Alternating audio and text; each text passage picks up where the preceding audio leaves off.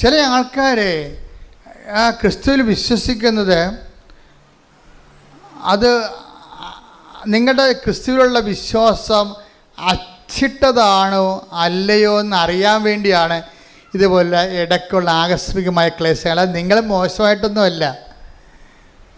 പിശാസ് അങ്ങനെ പറയും, നിങ്ങൾക്ക് കാലക്കേടാണ്, ഗ്രഹപ്പിഴയാണ് എന്നൊക്കെ പറഞ്ഞു തരും, നിങ്ങൾക്ക് ദോഷമാണെന്നൊക്കെ പറയും. അങ്ങനെയല്ല. നിങ്ങൾ വിശ്വാസിയാണെങ്കിൽ ആ വിശ്വാസം അച്ചിട്ടതാണോ? അച്ചെന്ന് പറഞ്ഞാൽ എന്താണ്? മുദ്ര. സീൽഡാണോ? ഒപ്പുണ്ട്, പക്ഷെ സീലില്ല. ഒപ്പുണ്ട്, ഇപ്പം അച്ചിട്ടെന്ന് പറഞ്ഞത് എന്താണ്? ഒപ്പിട്ടതെന്ന്, സീൽ ചെയ്തതാണെന്ന്. ഇപ്പം നിങ്ങളുടെ വിശ്വാസം സീൽ ചെയ്താണെന്ന് വെച്ച് കഴിഞ്ഞാൽ സീൽ എവിടെ നിന്ന് കിട്ടണതാണ്? ഇപ്പോൾ കളക്ടർമാർ ഒപ്പിട്ടാലും പറയും നിങ്ങൾ പോയി ക്ലർക്കിനെ കൊണ്ട് സീൽ ചെയ്യിച്ചോളാൻ പറയും. ഏതാണ്? ഓഫീസ് അറിഞ്ഞിട്ടാണ്. ഇത് പേഴ്സണലായിട്ടുള്ള സംഭവമല്ല, ഇത് ഓഫീസ് അറിഞ്ഞിട്ടാണ് ഈ പേപ്പർ ഇഷ്യൂ ചെയ്തിരിക്കുന്നതിനാണ് സീലെന്ന് പറയണത്. അതാണ് നമ്മൾ സീലില്ലെങ്കിൽ ആ ബർത്ത് സർട്ടിഫിക്കറ്റ് പോലും വില ഉണ്ടാകത്തില്ല. ചിലപ്പോൾ അവിടെ പഞ്ചായത്ത് സെക്രട്ടറിയുടെ ഒപ്പ് കാണും, പക്ഷേ പഞ്ചായത്തിൻ്റെ സീല് വേണം അവിടെ. എന്താണ്? ഓഫീസ് അറിഞ്ഞിട്ടാണ് ഇത് നിങ്ങൾക്ക് തന്നിരിക്കണതെന്ന്. അതുപോലെ തന്നെ വിശ്വാസത്തിന് അച്ചിട്ട വിശ്വാസങ്ങളുണ്ട്. അച്ചിട്ട വിശ്വാസം എന്ന് പറഞ്ഞാൽ എന്താണ്? ദൈവവും സ്വർഗവും അറിഞ്ഞിട്ടാണ് ഈ സംഭവം നിങ്ങൾ വിശ്വാസത്തിൽ വളർന്നിരിക്കുന്നത്.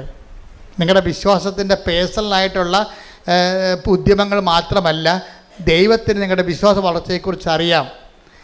അതിനാണ് ഇടയ്ക്ക് ക്ലേശങ്ങൾ വരണത്. പിടിയാ, ഇടയ്ക്ക് ക്ലേശങ്ങൾ വരുവേ. ഇപ്പം നിങ്ങൾ ഓർക്കണ ഉടമ്പടി എടുക്കുമ്പോൾ എല്ലാ ക്ലേശവും തീരുന്നാൽ മതി. അങ്ങനെയല്ല. ഉടമ്പടി എടുക്കുമ്പോൾ നമുക്ക് ക്ലേശങ്ങൾക്ക് പിടിച്ചു നിൽക്കാൻ വേണ്ടി നമുക്ക് ഉറപ്പ് കിട്ടും ദൈവത്തിൻ്റെ കൂടെ. അതാണ് ഈശോ, അതായത് ദൈവത്തിൻ്റെ കൂടെ പോകുമ്പോൾ ഇവിടെ വരുന്നൊരു വിഷയം എന്ന് പറയണത്, ശ്രദ്ധിക്കേണ്ട കാര്യം എന്ന് പറയണത്, നമ്മൾ ഇപ്പം കഴിഞ്ഞ ദിവസം ഉണ്ടായിരുന്നൊരു സാക്ഷ്യം. അയാളൊരു സിംഗപ്പൂർ ജോലി ചെയ്യുന്ന ഭാര്യയും ഭർത്താവും. അപ്പോൾ അവർക്ക് എന്തോ ആ വിഷയം ഞാൻ ശരിക്കും ഓർക്കണില്ല, പക്ഷേ ഭാര്യയുടെ പാസ്പോർട്ട് അവരെ എംബസി പിടിച്ചു വെച്ചു. ആ ക്രിമിനൽ കേസിൽ പാസ്പോർട്ട് പിടിച്ചു വെച്ചു. അത് വിചാരണയായി. പിന്നെ അവസാനം ഇവർ അകത്തു പോണ കണ്ടീഷനായി. ഭാര്യയും ഭർത്താവും അകത്തു പോണ കണ്ടീഷനായി. അപ്പം അങ്ങനെ വന്നപ്പോൾ ഭർത്താവും ഭാര്യയും പറഞ്ഞു, നമുക്കൊരു കാര്യം ചെയ്യാം. എന്താ കാര്യം? അവർ ഉടമ്പടി എടുത്തിട്ട് അവർ പറഞ്ഞു, നമ്മൾ തമ്മിലിന് ഈ വിഷയത്തിൽ ദൈവം ഇടപെടണ വരെ ശാരീരികമായ ബന്ധമില്ല. പിന്നെ എന്തു ചെയ്യും? നമ്മുടെ ശമ്പളമെല്ലാം നമ്മൾ പാവത്തങ്ങൾ കൊടുക്കും. നോക്കിയേ, ഉടമ്പടി, അതൊരു ഉടമ്പടിയാണ്. അവർ ഉടമ്പടിയുടെ ഉള്ളിൽ വേറൊരു ഉടമ്പടി ചെയ്തിരിക്കുകയാണ്. Covenant within covenant. അവർ കവനൻ്റിലാണ്, പക്ഷെ അവർ വേറൊരു കവനൻ്റ് എടുത്ത്. എന്താണ്? നമ്മൾ രണ്ടും അകത്തുപോടാണ് നമ്മുടെ കുഞ്ഞുങ്ങൾ പരാതിന് വഴിയാധാരമാകും. അപ്പോൾ നമ്മൾ ഈ വിഷയം മേജർ പ്രോബ്ലമാണിത്. ഇതിൽ ഇടപെടണമെന്നുണ്ടെങ്കിൽ നമുക്കൊരു പണി ചെയ്യാം. നമ്മൾ ദൈവത്തിൽ വിശ്വസിക്കുന്നു എന്നുള്ളത് ദൈവത്തിനെ ഒന്ന് വിശ്വസിപ്പിച്ചെടുക്കണ്ടേ? അതാണ് വിഷയം. നമ്മൾ ദൈവത്തിൽ വിശ്വസിക്കുന്നു. ഓഫീസിൻ്റെ സീല് വേണ്ടേ? ഒപ്പിട്ട് മാത്രം പോരാ, ഓഫീസിൻ്റെ കൺകറൻസ് വേണം. അതുകൊണ്ടത് നമ്മൾ ദൈവത്തെ വിശ്വസിക്കുന്നു എന്നുള്ളത് ദൈവത്തിനെ കൊണ്ട് വിശ്വസിപ്പിക്കാൻ വേണ്ടി നമ്മൾ ഈ വിഷയം സീരിയസ് എടുക്കുന്നു. എന്താണ്? ദൈവം ഈ വിഷയത്തിൽ ഇടപെടുന്നവരെ നമ്മൾ തമ്മിൽ ശാരീരികമായ ബന്ധമില്ല, അബ്സ്റ്റെയിൻ ചെയ്തിരിക്കുന്നു. രണ്ടാമത്തത് എന്താണ്? നമുക്ക് കിട്ടുന്ന ശമ്പളം നമ്മൾ പാവത്തങ്ങൾക്ക് ദൈവത്തിൻ്റെ പേരിൽ കൊടുക്കും.